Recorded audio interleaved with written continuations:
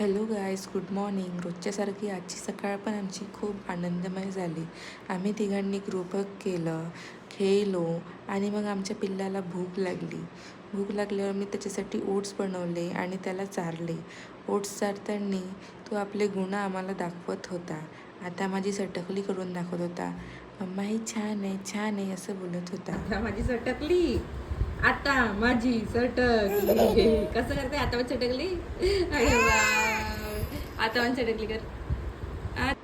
खाऊन पिऊन झाल्यावर आम्ही दोघांनी पण घर आवरायला घेतलं आणि माझ्या पिल्लूनी यामध्ये माझी खूप मदत केली. पोछा लावला. एवढ्यात पिल्लूचे पप्पा डीमार्टमधून किराणा घेऊन आले आणि तेवढ्यात पिल्लूला पण झोप आलेली होती. पिल्लूला झोपवलं आणि मग आंघोळीला गेले. आंघोळ करून आले आणि छान अशी देवपूजा केली. देवपूजा केल्यावर मन असं प्रसन्न होतं. स्वयंपाक केला.